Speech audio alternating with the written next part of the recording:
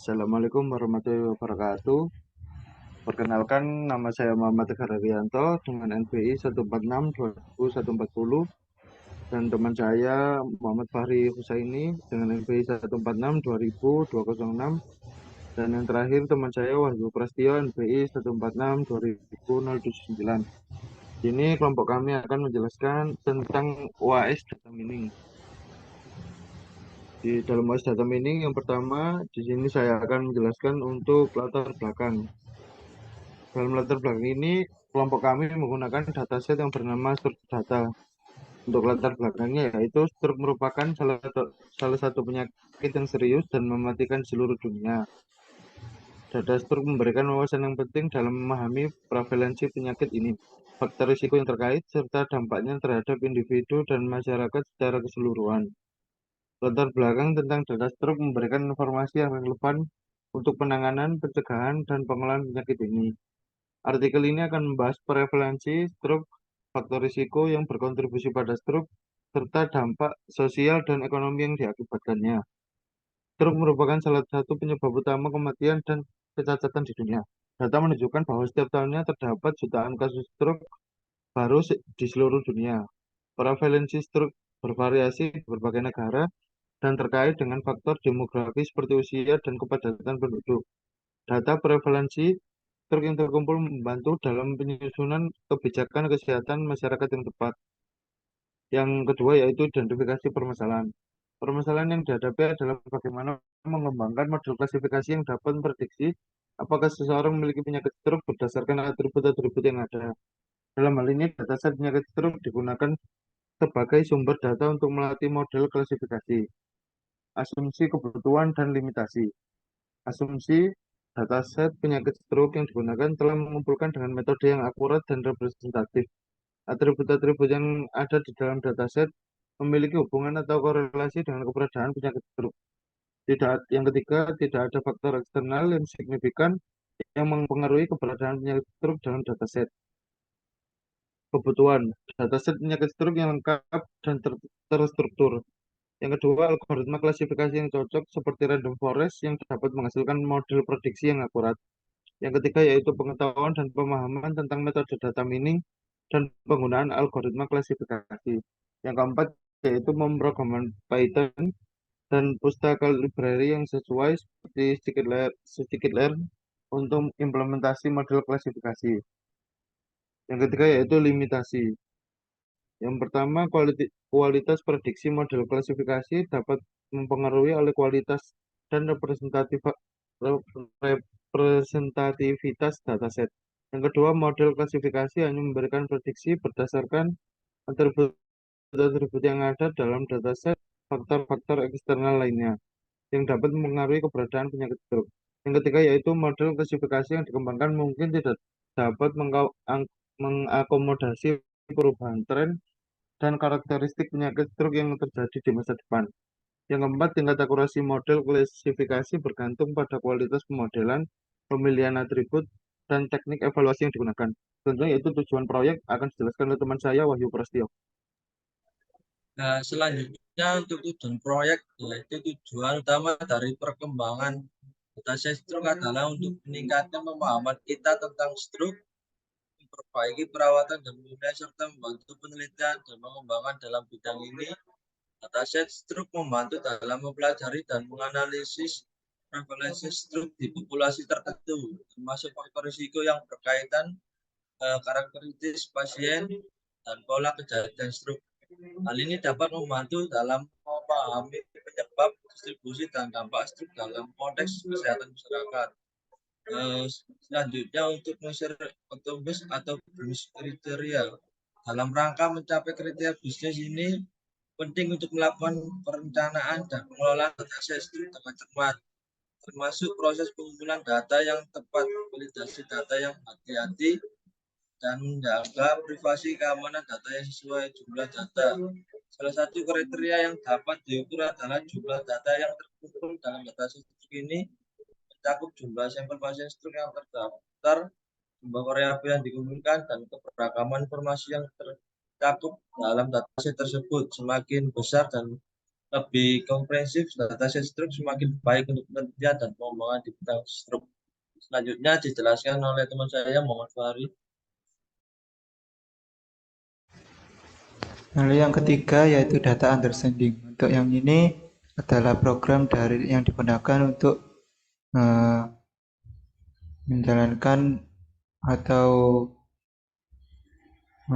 mengetahui prediksi dari data stroke dari dataset stroke yang kita gunakan. Pertama adalah data collection.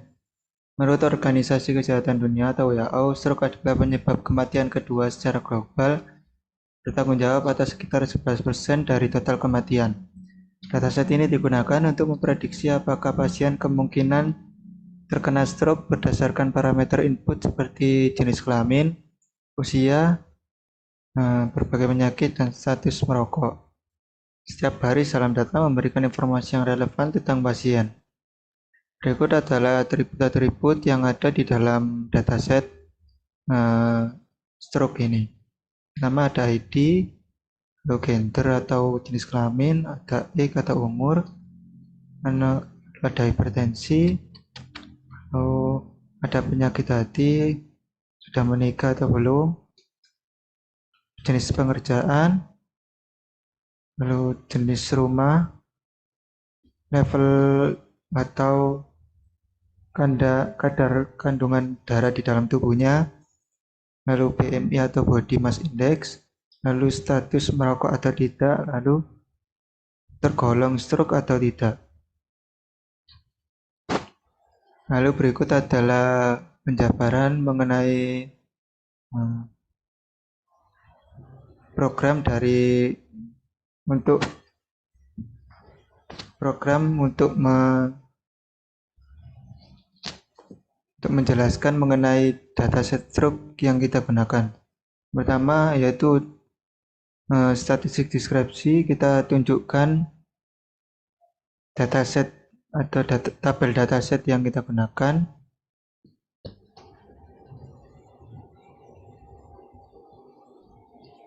Seperti ini.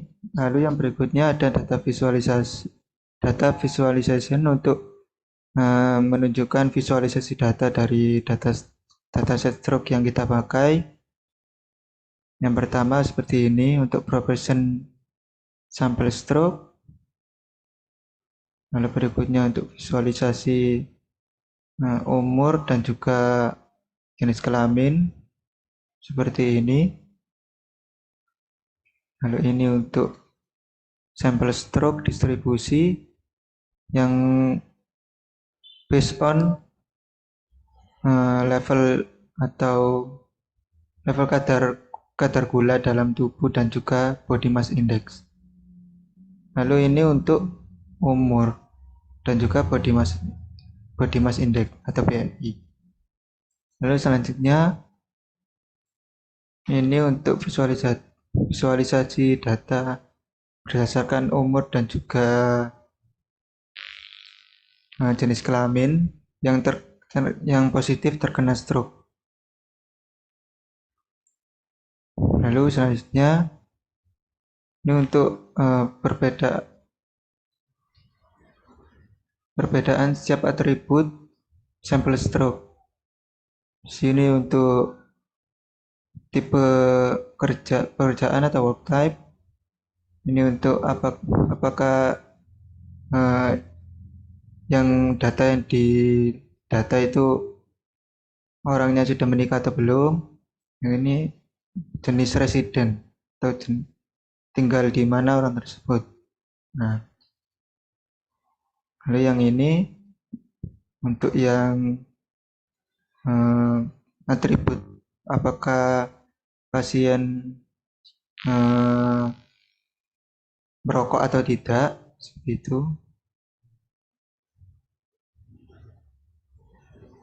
Lalu ini untuk korelasinya yang dipisah menjadi berdasarkan Pearson dan juga Spearman. Seperti ini. Lalu selanjutnya kita langsung ke klasifikasi. Yang pertama adalah upsampling data. Di sini untuk mendeklarasikan untuk data training dan juga data evaluasi atau data tes seperti ini. Ini merupakan gambar apa itu? Ya, gambar diagram stroke proportion setelah upsampling. Lalu berikutnya ada probabilistic inference. Programnya seperti ini. Ini untuk mendeklarasikan model yang digunakan untuk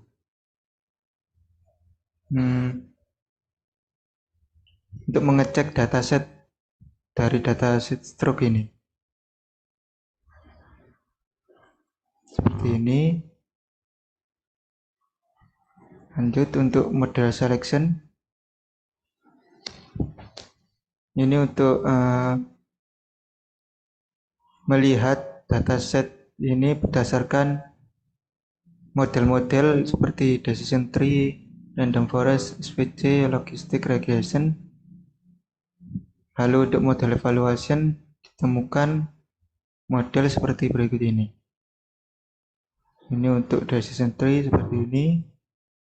Lalu untuk random forest ditemukan validasi skor seperti ini.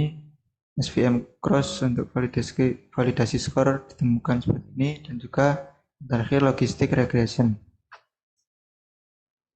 Baik, sepertinya sudah cukup seperti itu saja penjelasan yang kami jelaskan untuk menjelaskan mengenai program dan juga laporan OAS data mining. Kurang lebihnya mohon maaf apabila ada salah kata maupun perbuatan, mohon maaf. Terima kasih. Wassalamualaikum warahmatullahi wabarakatuh.